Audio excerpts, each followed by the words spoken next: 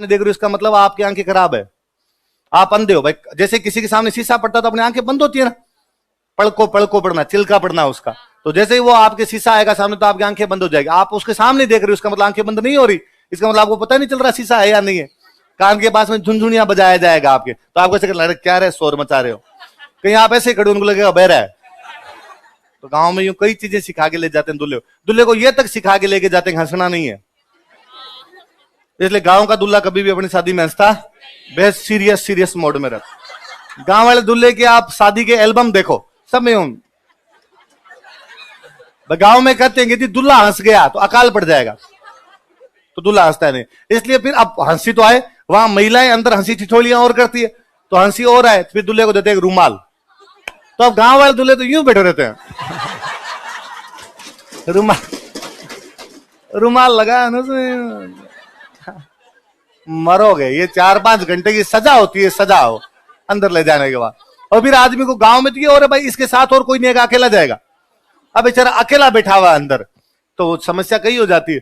तो भाई अंदर कई देर तो महिलाओं ने नाप जोख जो भी मालदेव जी करनी थी वो की, फिर अंदर ले जाके मालदेव जी को फेरों के लिए लेके गए। अब जैसे मालदेव जी को फेरों के लिए लेके गए, लूणकरण जी अंदर जाने लगे तो दोनों बॉडी बिल्डर भाई तैयार थे।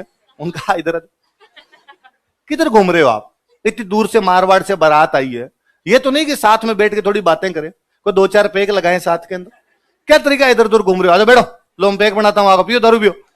लूणकरण जी का नहीं मैं नहीं आज नहीं है, रहने दो मेरे काम है थोड़ा। क्या काम है तुम्हारे, कोई काम नहीं, यहाँ पे बैठ जाओ। तो उसने कहा, अब उसके समझ नहीं यार काम क्या बताऊं मैं इनको, भाई काम करने वाले नौकर चाकर होते हैं, राजा क्या काम करेगा।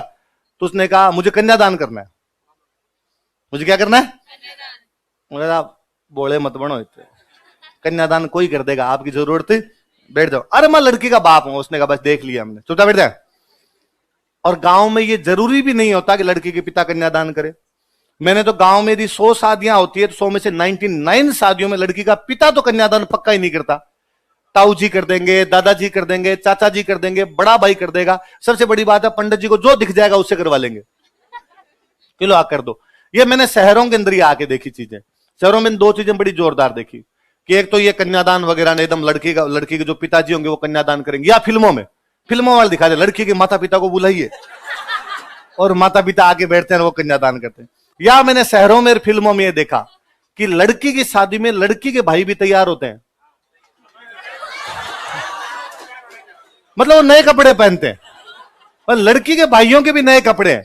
ये गांव वाले शादी में है, भाई साहब मेरी बहन की शादी और मैं उसमें नए कपड़े पहन लो, हमारे घर वाले कूट दे। और घर वाले कहते मतलब ब्याह तेरे है। और मान लो कोई आदमी पहन भी ले तो मुझे कई बार लगता है कि मान लो यार अपने पहन ले तो क्या हो जाए, भाई पुराने पहन रखे नए पहन ले। पर मेरे को वो काम फिर वैसे कराते हैं। आप यूं जोधपुरी कोट पैंट में तैयार होके खड़े हो, इतने मेरे को चाचा जी टाइप का खोड़ला आदमी आता है, कढ़ाई ले रहा है कढ़ाई, आप सिर पे कढ़ाई उठाए हुए हैं जोधपुरी कोट पैंट में, है ना। तो ले खोद वो भटियां खोदो, उनकी इंटें जचाओ। और अब तो भाई रे पैसे आगे गांव में थोड़े बहुत, इसलिए कम से कम मिठाइयों के लिए हलवाई तो बुला लेते हैं। पहले मिठाई के नाम पे होते थे लाडू बूंदी, तो हलवाई को कहते तू खाली बूंदी बना दे, खाली बूंदी निकाल दे, तो लाडू हम बनाएंगे। 3 दिन तक यूं बैठे उस बूंदी से सारे दिन लगे रहते।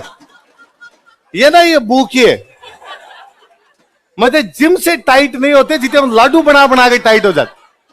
पर अन टाबर फिर भी उसमें मजा आता था, सारे दिन बैठे लाडू ने, क्यों बूंदी बीच में लाडू बनाते तड़से।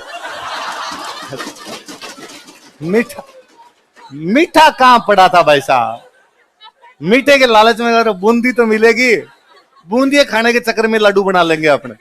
तो ये बड़ा वो, पर ये शहरों में आके देखा भाई, यहाँ लड़की के भाई यहाँ नौकर चाकर आ जाते हैं भाई, वेटर बुला लेते हैं। गांव में वेटर अपने ही होते हैं, अपने को वेटर बनना ही पड़ता है वहां पे, तो बाद में आप तैयार हो भी नहीं सकते। तो मेरे को तो याद है मेरे कजन सिस्टर की शादी थी 2013 के आसपास में, मेरे को 3 दिन तक कपड़े नहीं चेंज किए थे। मैं सोए कहां थे ये भी नहीं पता। वो मतलब मेरे बड़े होने के बाद की शादी थी। पहले टाबरों वाली शादी में तो इधर उधर हो जाते हैं हम, बड़े होते थे काम करना, उसमें ये थे कि भाई अब समझदार हो तुम, अब तुम्हें काम करना चाहिए। तो 3 दिन तक ये भी नहीं था कि अपने नहाए थे कि नहीं नहाए थे। तो शादी की जो भी एल्बम की कोई फोटो वगैरह है तो उनके अंदर मैं यूं बड़ा भूत टाइप का यूं, और मैं नहीं, हम जितने ही भाई थे वो सारे यूं भूत टाइप के से लग रहे हैं कि इन बापड़ों को कोई जबरदस्ती उठा उठा के शादी में लगाया है, या अपनी बहन से नाराज है इसलिए शादी में शामिल होना नहीं चाहते थे, बंधुआ मजदूरों की तरह इनसे काम करवाया। और अब कब तो नहा लो, और इधर कोई कुछ ही काम कर रहा है, कोई कुछ ही काम कर रहा है, भाई ये तक काम करवा लेते हैं, बर्तन मंजवा लेते हैं, लो मांज लो बर्तन, क्या है इसके अंदर। तो आप वो लगे हुए, आप घर के अंदर बर्तन मांजने के लिए भी लगे हुए हो। तो गांव वाली शादियां भयंकर हो, इसलिए मैं कहता हूं शहर अच्छे हैं। ऐसा रे गांव वाले तंग करते हैं फालतू का। हाँ, अब जाके थोड़ी बहुत जिंदगी थोड़ी ठीक हुई है कि पैसे आ गए, इसलिए हलवाई उलवाई बुला लेते हैं, वेटर वगैरह तो अब भी नहीं बुलाते, अभी पैसे वाले लोग हो रहे। तुम क्या जानो रमेश बाबू। हम जानते हैं जीव जड़े। और 2-3 साल पहले हमारे तो बुआ जी की बेटियों की शादी थी, तो बात भरने के लिए गए हुए थे, खाना वाना खाया, बर्तन वर्तन ले जाके उधर रखे। इतने हमारे एक ताऊ जी टाइप के आदमी है, उनका बर्तन छोड़े क्यों, तो खाना खा के बर्तन छोड़ेंगे तो भाई को घर है मांझ लो। अरे ऐसे कैसे साफ किए जाए यार, इनके घर पे, रिश्तेदारों घर पे नहीं, नहीं बेटी के घर पे बर्तन मांझे जा सकते हैं, लो साहब बर्तन मांझो। तो टाबरों को उधर बिठा दिया बर्तन मांझने के लिए, ना ना भाई को घर है, अपनी भाई है। मैं ये भाई वाला काम ठीक है तुम्हारे, हाँ तो करवा लेते हैं भाई गांव वाले। तो मालदेव जी के वो 2 जो बंदे बाहर बैठते हैं, लूणकरण को बिठाया, मालदेव जी ने आराम से अपने फेरे संपन्न किए।